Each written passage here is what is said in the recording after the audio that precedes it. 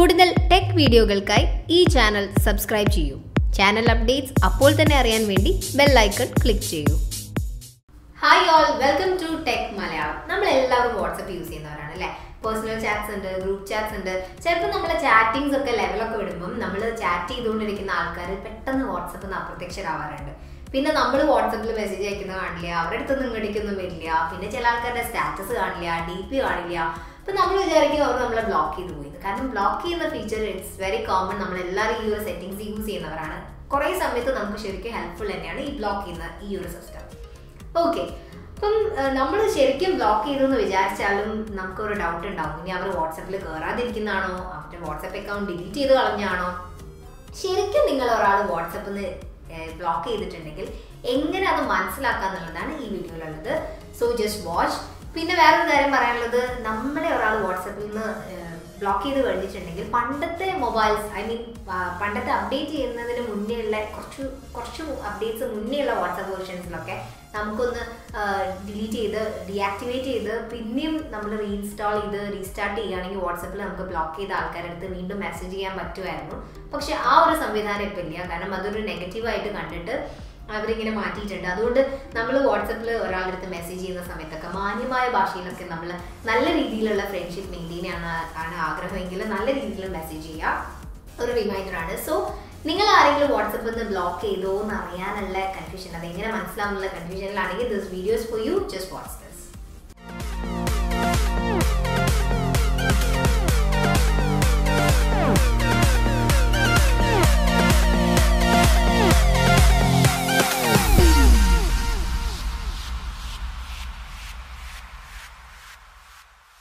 വാട്സപ്പിൽ നമ്മളെ ഒരാൾ ബ്ലോക്ക് ചെയ്തിട്ടുണ്ടെങ്കിൽ അതെങ്ങനെ മനസ്സിലാക്കുക എന്നുള്ളതാണ് ഈ വീഡിയോയിലൂടെ പറഞ്ഞുതരാൻ പോണത്.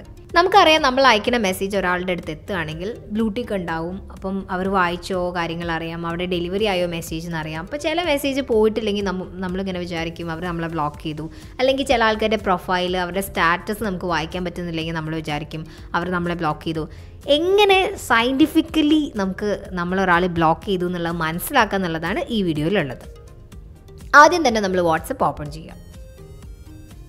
വാട്സപ്പ് ഓപ്പൺ ചെയ്യുന്ന സമയത്ത് ചാറ്റ്സിൽ ഒരുപാട് മെസ്സേജസ് ഉണ്ട്, അങ്ങോട്ടും ഇങ്ങോട്ടും വന്നതുണ്ട്. പിന്നെ കോൺടാക്ട്സിലുള്ള നമ്പേഴ്സ് ഉണ്ടാവും. ഇതിൽ ഏതാളാണ് നമ്മളെ ബ്ലോക്ക് ചെയ്തതെന്ന് അറിയേണ്ടത് വെച്ചാൽ അവരുടെ കോൺടാക്റ്റ് സെലക്ട് ചെയ്യുക.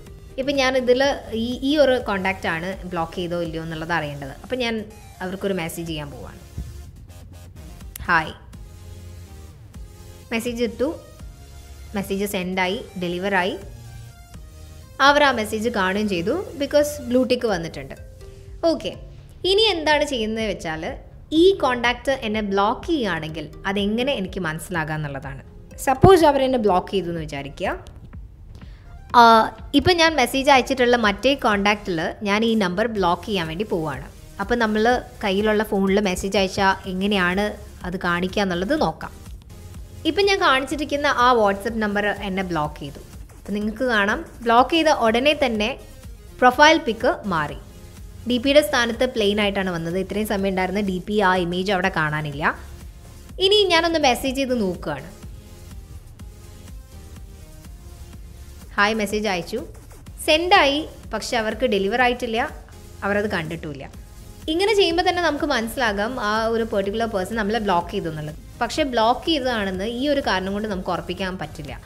കാരണം നമ്മൾ ബ്ലോക്ക് ചെയ്താൽ മാത്രമല്ല, അവർ വാട്സപ്പ് ഇതുപോലെ പെർമനൻ്റ് ആയിട്ട് ഡിലീറ്റ് ചെയ്ത് കളയുകയോ അല്ല ഓൺലൈനിൽ പിന്നെ വന്നിട്ടില്ല എങ്കിലൊക്കെ ഇതുപോലെ മെസ്സേജ് സെൻഡ് ആവാതിരിക്കാം.